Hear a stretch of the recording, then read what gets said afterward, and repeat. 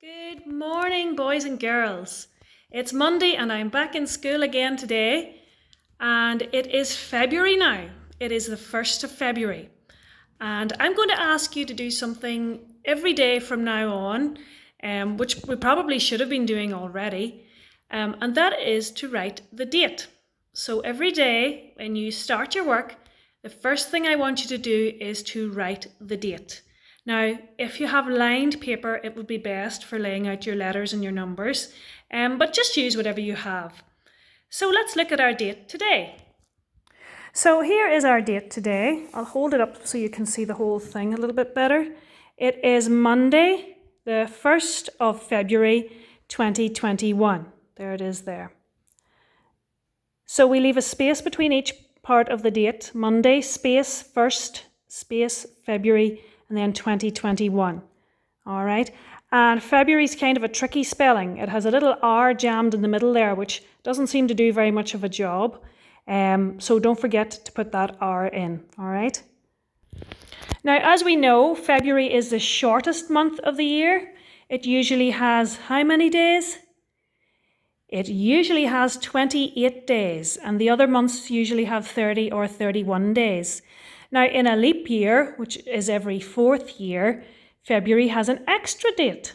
It has February the 29th. So if your birthday was on February the 29th, you'd have to celebrate it on the 1st of March most years, wouldn't you? Except for the leap years. Now, the 1st of February is a special date in Ireland because it is the feast day of one of our patron saints. We all know that St. Patrick is the patron saint of Ireland, and in fact our cathedral is named after St. Patrick. However, our second patron saint is St. Bridget, and today is St. Bridget's Day, the 1st of February. Now, St. Bridget is the lady who came up with the idea of using rushes, those long green reeds that grow in wet ground, to use rushes to make crosses to teach about God. And usually in school on St. Bridget's Day, we would get a chance to make St. Bridget's crosses. And unfortunately, that's not possible this year. But if you live near mossy or boggy ground, there may be rushes close to you. And you could maybe try to pick a few and make a St. Bridget's cross. Or you could draw your own little cross as well. I will also send you a little video just telling you a little bit about St. Bridget. So the link to that will be in your messages. All right? So beginning today with our spelling. So make sure that your sheet says week 4 at the top. And in brackets it says 1st of February to the 5th of February. All right? I don't know why I have 2 brackets at the end there. Mrs. McFadden would need a check when she's typing, wouldn't she? So these are our words. And they all have a H sound. H is our sound this week, the H sound. Here, meaning look over here. Here again, but this time to hear with your ear, all right? To hear a sound. And the way I tell the differences between those two is the second one there, here, has the word ear inside it. So you hear with your ear, all right? He's, that's short for he is. Heard, I heard a story. 100. Hurry. Haven't, that's a short way of writing have not, haven't. Hurt. Who. Whose. Whose coat is this? Hole. There is a hole in the ground. Don't fall into it. Whole. I ate the whole pizza. So again, whole and whole sound the same, but they have different meanings. This is a hole as in a big space somewhere, a hole in the road or a hole in your jumper. And this means all of something, the whole thing. And of course, we write those words into our Monday column. And I must say the presentation of your work in your spelling columns have been fantastic. Really neat and clearly laid out and very easy for me to check through. Moving on to our sounds in focus then, boys and girls. And you'll love this news. Usually you have a double page to do, and you may well have been sent a double page in your pack. However, I only want you to do this side this week. This side has the H sound, and this one has the J sound. Don't worry about this page. We're covering that another day. We're not going to do both together because that would just confuse us, all right? We're just going to do the H sound this week, okay? So question 1 up until question 6, and that is it, all right? So question 1 asks you to circle the letter or letters that represent H in each list word. So sometimes you'll be circling a H, and sometimes you'll be circling WH, because the W is quite silent there. It works a little bit with the H, but not really in a way that you can hear. Who, and whose, and then whose again. So you're going to be circling the WH there. They're making the H sound, or just the H on its own. Question 2 then asks you to write in this grapheme chart any other letters that represent H. Now, as we said, sometimes WH makes a H sound, like who. So you could put WH in here in the letter column, and then choose one of your WH words from the word list and write them in here. Question 3 then asks you to draw 1 dot for every sound in each list word. So let's look. The first one is here, H, E, R. Second one sounds exactly the same, H, E, R. He then, H, E, S. Heard, H, E, R, D. Now every letter in 100 in fact has its own sound. H, A, N, D. A, R, E, D. I'll do that again. H, A, N, D, R, E, D. Hurry then. H, A, R, E. Haven't. H, A, V, E, N, T. I'm just going to do that one again because I don't think I said it very clearly. We've got H, A, V makes a V sound, then N, T. H, A, V, N, T. Hurt then. H, O, R, T. Who, H, U. Whose, H, U, S. Whose again, H, U, S. Whole, H, O, O. And the other whole, H, O, O. Moving on to our literacy then, and we are continuing on with our letter formation. Today we're going from K down to U.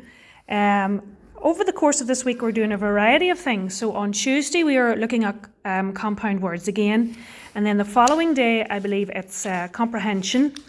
Then a little bit more handwriting just to finish off our alphabet, and then finishing the week with a little bit of writing, a little bit of poetry, a winter poem, all right? But let's focus on today and let's practice our letter formation.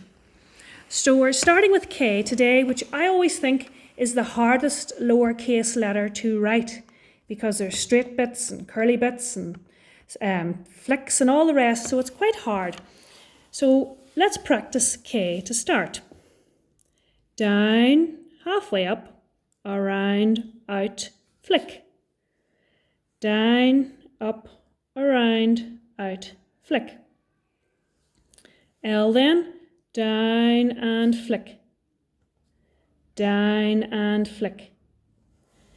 M, down, up, over, down, up, over, down and flick.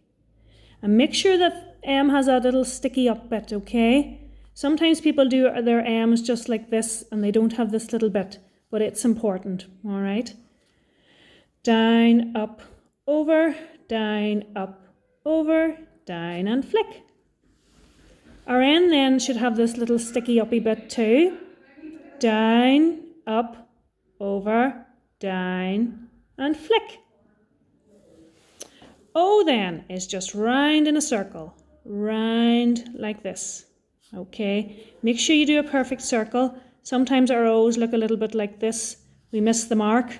Okay, we want them round in a circle. P, down, up and around. Down, up and around. And make sure that when you're writing P's yourself, that the round bit sits on the line just like here, all right? And then the long bit goes through. Sometimes our P's can be up here or halfway through the line or all over the place. So we want to make sure that the round bit sits on the line like it is a shelf and then the long bit goes through.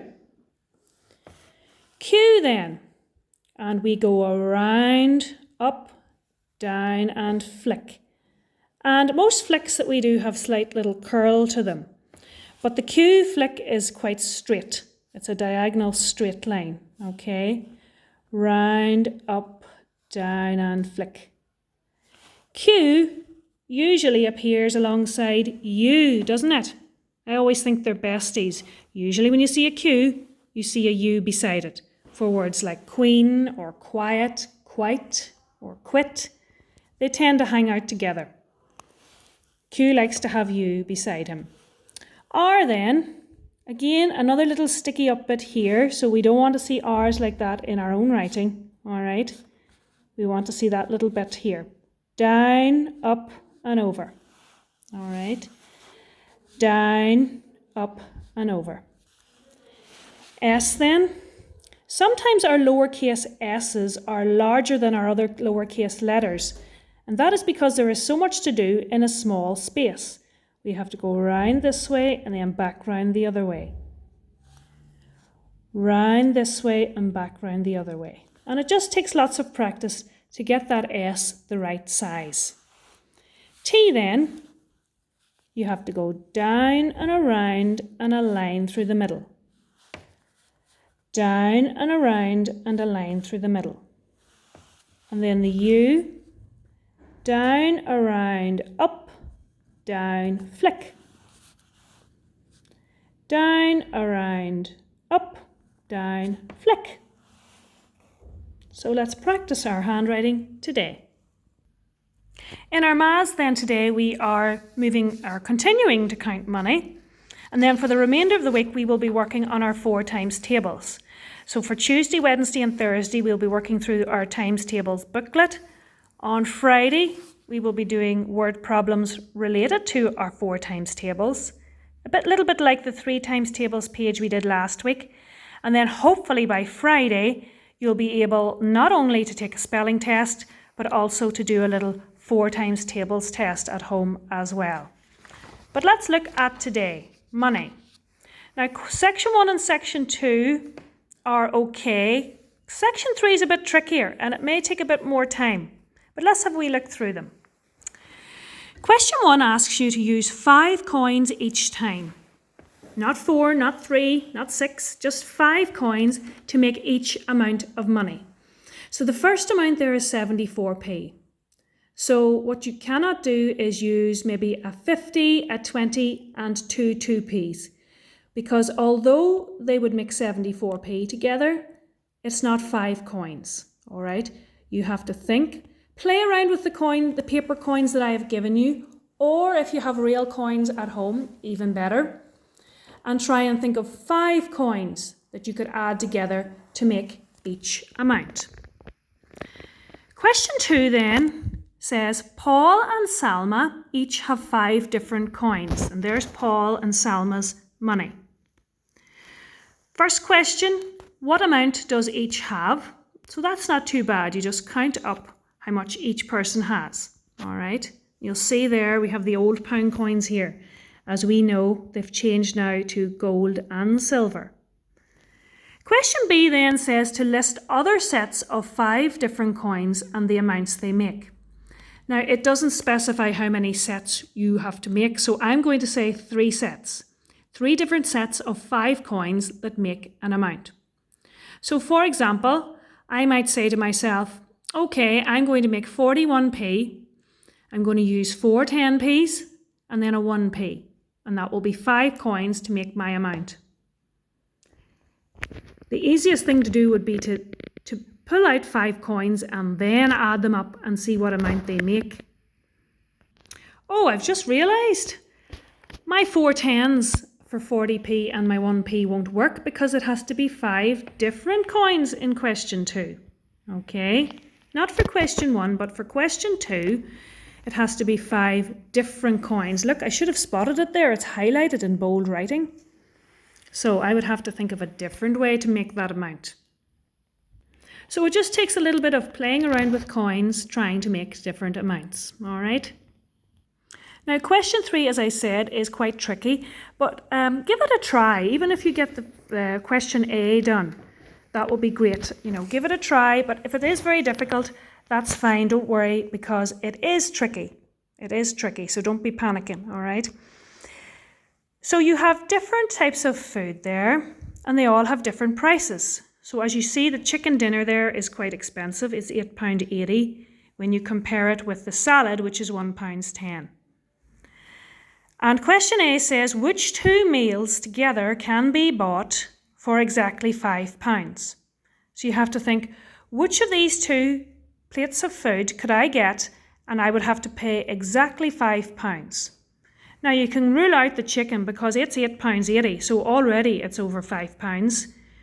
But what other 2 could you add together to make £5 exactly? Question B, then asks you which 3 meals can be bought for exactly £10. So you'll have to play about adding different amounts and trying to work out which 3 together would make £10.